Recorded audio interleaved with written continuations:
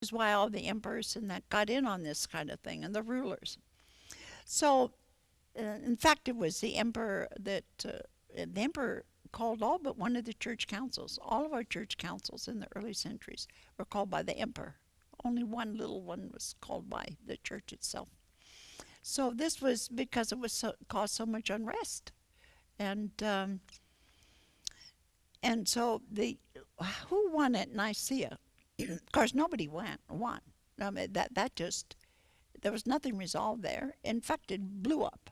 That church practically blew up after Nicaea. And so, who pronounced this? Who made this switch here? They say, I said, I'm not making this up, that all those representatives of the church there were so intimidated, they were coerced into signing this and to agreeing. Now, some may have done it out of peace, wanting just some peace. Others might have been afraid that they're going to lose their see. They were bishops, lose their position, be condemned, and everything else. So that's how a lot of things got passed in the church. And I know from Vatican II, not many years ago, that the Pope, John, he intersected a document written by the theologians that a note saying this: pass it as it is. Pass this, whatever document it was there. Just pass it as it's written, because we will interpret it afterwards. Do you understand what that means? It said it broke John's heart. In other words, they went along with, a certain meaning and everything else here, and what they intended to say, and yet the theologians had it all mapped out ahead of time, that they knew exactly how they were going to propagate this and interpret it for us. Tell us what this is supposed to mean here. And so it doesn't really mean what it says. It means what we say it says here. And John interrupted it, but this is the way it goes. A lot of the fathers of the church, I think, went along with some of the, what I call the proverbial party line, giving it their own interpretation. Interpretation is a lot of things when it comes, even in church affairs. It's not just the Bible. But in everything, think of our American Constitution. Well, that's all to interpretation. It goes the same way with all these religious documents and synods and councils. The same way. It's how you interpret it. But anyway, they won out, and so Christianity has been stuck. I wouldn't call it with the Trinity, a Father and Son. There is no such thing as God's not a Father and a Son at all. And so in our creeds, our teaching, everything else, so we have no Trinity really. We don't have any logos. We don't really have any transcendent. We've got an old man with the beard and the young man and the bird. That's what we've ended up with. But the excuse given, theological excuse, they're good at covering their tracks, the theologians. And well, that only regards the what do they call it? Soteriological, or this is because it has to do with our salvation. That God's only Son became this, and they're going to say this. And that's another thing. God cannot become a human being. God cannot even get inside flesh. You cannot circumscribe God. God cannot be contained in anything. In fact, one of the fathers, he made a comment. He said, you try and put God inside a human being, that human being would blow up, just explode. God cannot be circumscribed in any human being. So God can be one, though, with a human being. But you're not going to get God underneath the flesh. And I think that there's a lot of thinking that in Christianity we had two major schools. Those first centuries could be divided into two major schools, at least starting with Nicaea. They call it the Alexandrian school of thought. This is just a school of thought. There's no such school as such, but this is how you could divide these fathers up. One side they called God flesh. That's the Alexandrian school. The others was the Antiochian school, and they believed God man. And what do you think the difference there was? The Antiochians fought that Jesus was a full, total human being. But while the Alexandrians admitted he had to have a soul, they give him they barely give him lip service for having a human soul. He's mainly the flesh. He's mainly the flesh. That's what the term incarnate means to become flesh. So all that Christ is, as far as his human nature goes, is just flesh. And their whole theology is presented like that. And for the most part, I would say that Christianity, both sides, East and West, represent the Alexandrian school for the most part. When they condemned Nestorius, who was the only person in the history of the church who got up and said Jesus was a full human person, they condemned him, sent him off. And anybody ever again in the history of Christianity, you find anybody after Nestorius, who was died in well before Chalcedon, either a year. Anyway, Chalcedon is 451. Anyway, nobody, no theologian in the history of Christianity, either side, East or West, will ever dare tell you that Jesus was a human person. They're going to get the Nestorian treatment. Of course, today now, we've always had Nestorian churches, by the way. These people just up and left the rest of the church. That they will never dare say that Jesus was a human person. Never. They'll be condemned, shot down. All they do, what theology will do today, is tell you he was a personality. Well, how you can have a personality without a person? And how you can have see, all Nestorius did was ask Cyril. He asked Cyril. And Nestorius was a patriarch, the biggest next to the Pope. Patriarch of Constantinople. He had been a monk, just yanked out of his monastery to become patriarch overnight. And all he did was ask Cyril, how can you have a full human being that's not a person? And nobody has ever answered that question. Nobody, and they say for the next centuries, all the Middle Ages, everybody's trying to figure out how to answer that.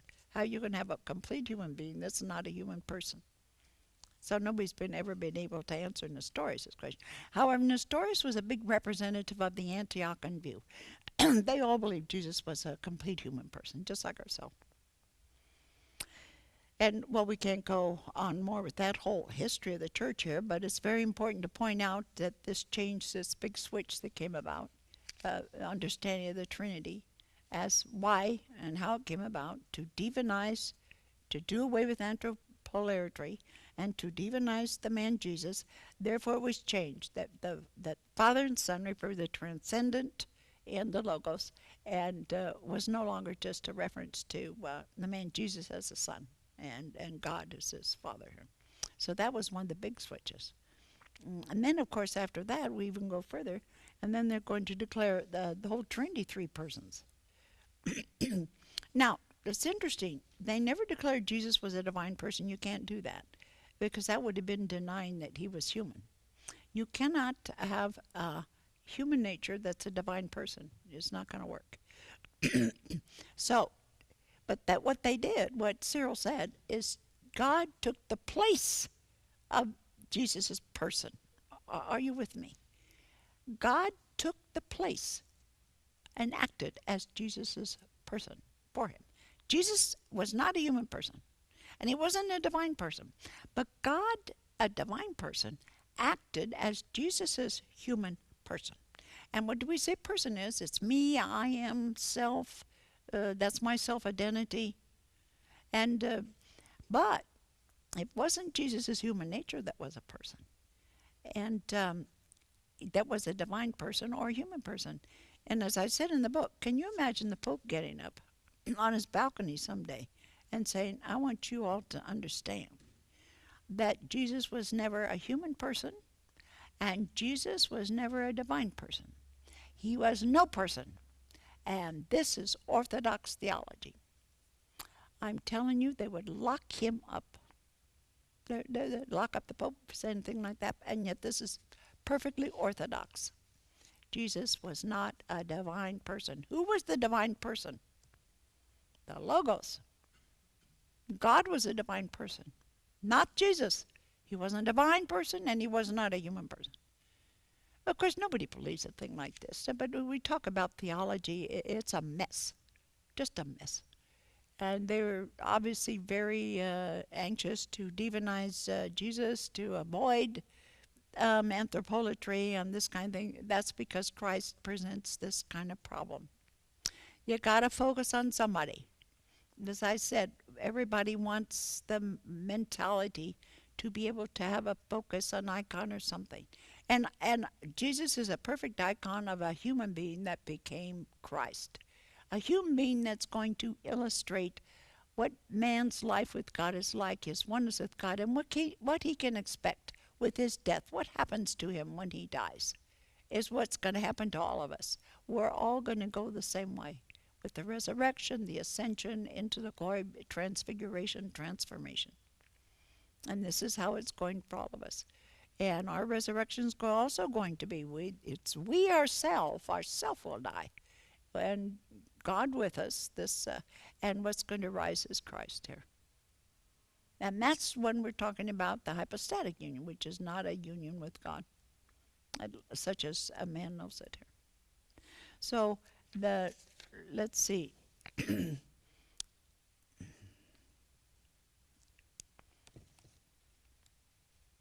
I want to see if there's anything else on this side of the paper. Whenever his dual natures.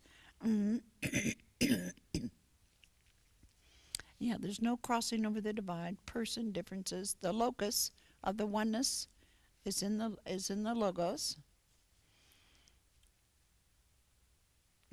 Yeah, sometimes, just for the sake of clarifying this,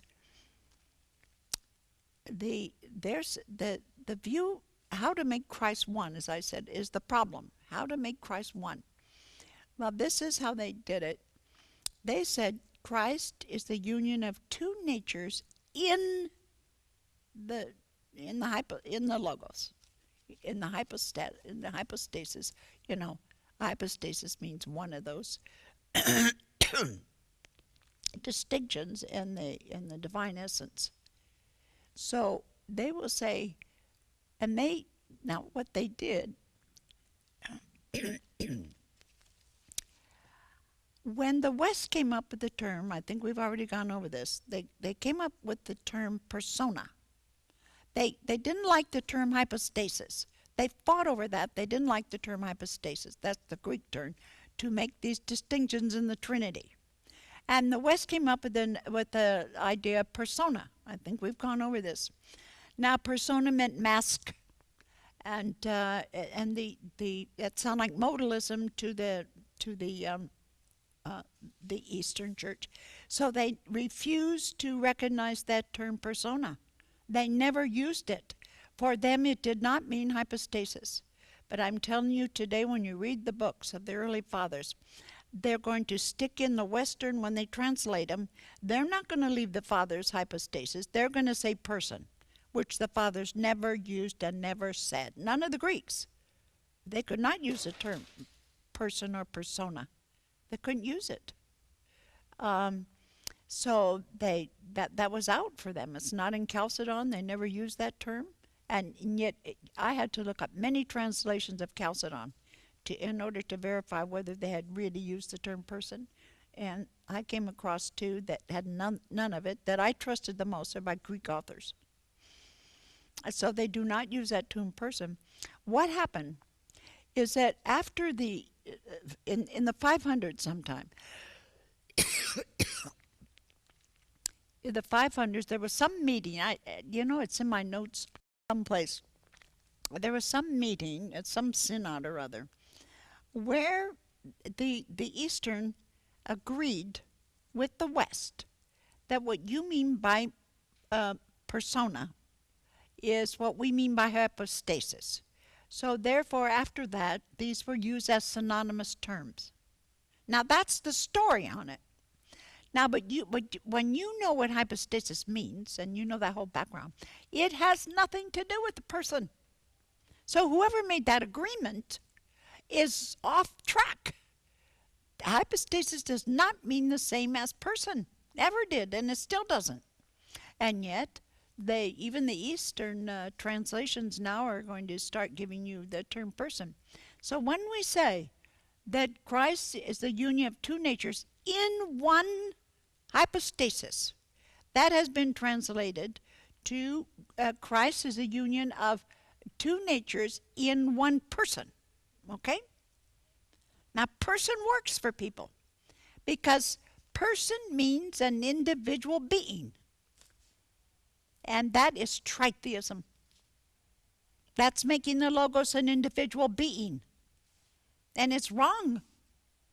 It's wrong theology. It's not what the fathers believed, and yet that's what we're being given to understand and taught and everything else. That Christ is a union of divine and human natures in the person, in the Logos, in the person of the Logos, in the person of God. And you can say, well, what difference does it make if you say person? It makes all the difference in the world because of the way they have defined person.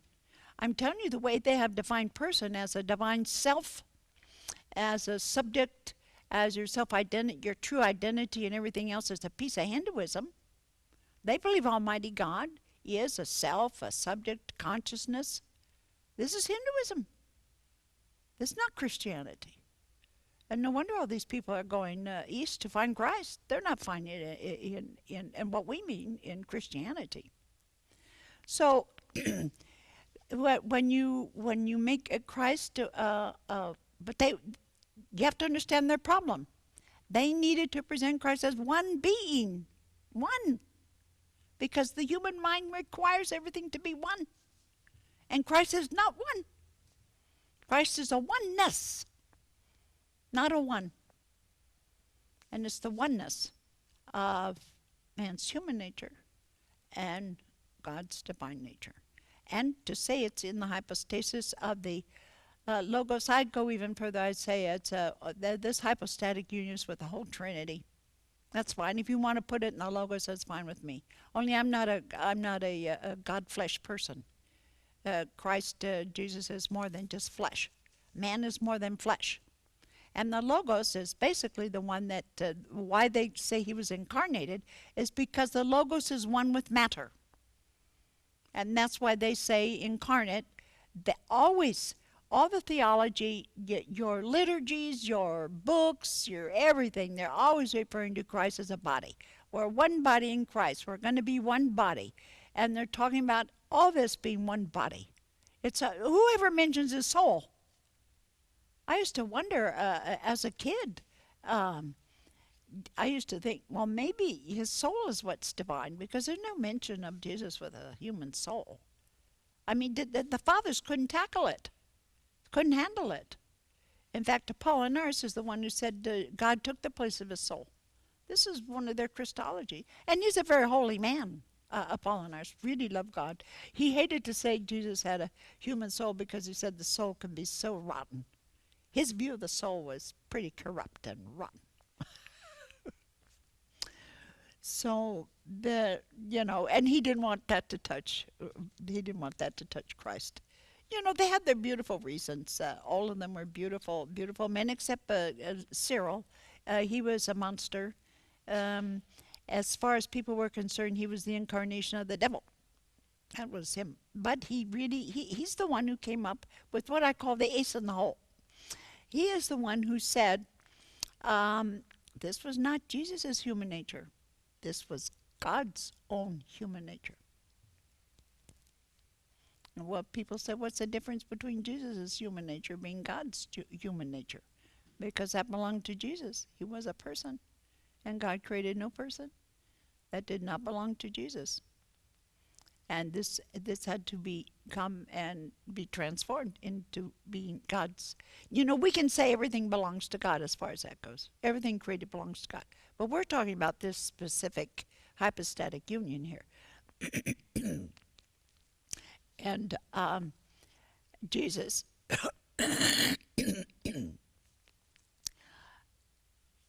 his human nature was his particular human nature. And God's human nature is no particular human nature. It's just man's one common human nature. So the minute you say that this is God's human nature, or that's God's human nature here, there, wherever you're going to go, you're off course. That's not it. There's no such thing as a particular human nature. So, see, I personally, speaking for myself, now Cyril's the one who refused to make any difference. He said as soon as you divide up Jesus and God, then you have, he said, you ruin the unity. We've got to stress the unity.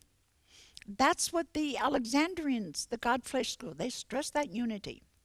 Whereas the Antiochian school, they stress the duality. That was a particular stress here of either side. Of course, the Antiochians certainly believed that just as much as the others, that God was totally one with a total human nature. But they're stressing the unity over words. This is the problem that happened there. When you stress the unity of Christ as one, which is what this was their whole problem, trying to make Christ one being. When you stress the unity, you come up with monophysitism. And I want to tell you what that is. Cyril was a monophysist because he refused to allow the dual natures. He recognized them, but he said after the duality of natures, they're oneness. Even those two natures, nevertheless, when you come together, it was like the divine so overwhelmed the human that Christ is really one divine nature. That's what monophysitism is. That Christ had one divine nature. That's the definition of monophysitism. And I say for the most part, that is what every Christian believes. That apart from his appearance and that, Christ was just one divine person, one divine individual. Yeah, and sure he had flesh, but I mean that also disappeared. So this is my view of what most Christians believe. Most Christians do not divide up Christ into this divine and human. They don't get that. They're making this man Jesus one divine nature, one divine person, and as soon as you make God a divine person, and Christ is the union of two natures in a divine person, you're going to get one divine person with one divine nature. And so and one divine being. So you're going to get Christ looked upon as supposed to be one divine being, which is not Christ. You have one divine nature, which is not Christ. And you have one divine person, which is not Christ. The divine person is supposed to be the Logos. And there is no divine being, period. The Trinity is not three beings. So there's no divine being to speak of. You have a human being. And then, of course, you have the two natures, and you don't have one divine nature. There's a human nature and a divine nature. So, but it's the oneness that really is Christ. Only you have to have the right definition of Christ. This isn't just a being. This is not a one being. That union does not constitute a one being. And this was the Father's problem with Christ. And so, when you understand this, if anybody has a problem with Christ, figuring Christ out, that's why it was a problem for the fathers. Huge. And it's never been resolved. Not to this day. To say it, to think you can just eliminate all these problems and say, oh, well, he was Jesus. No, that's not Christ. Now you get the Jesus cult. That's worship a human being at all. That's God. But that's not what God revealed. This is not Christ. So, what do we have coming up here? Okay. Yeah, the Incarnation was really God's way of revealing Christ. Remember, Christ was always in the plan. And this Incarnation, what we call the Incarnation, he was an instrument. Jesus was, this man was used as the instrument for revealing Christ to man. And in the Incarnation, God gave us a concrete human example, not only of his oneness with mankind, but of our life's journey leads to the same eternal oneness that we know as Christ. It's an example for all of us. No one better defined the Christian goal as Saint Irenaeus. On account of his infinite love, he became what we are, in order that he might make us what he himself is. He also adds to this that we have to be transformed into, we have to become that of which we are an image. And I think I'll stop now and try and clear my throat. And when we come back, we'll start there with the image of God, what they meant by the image of God. Okay, thanks.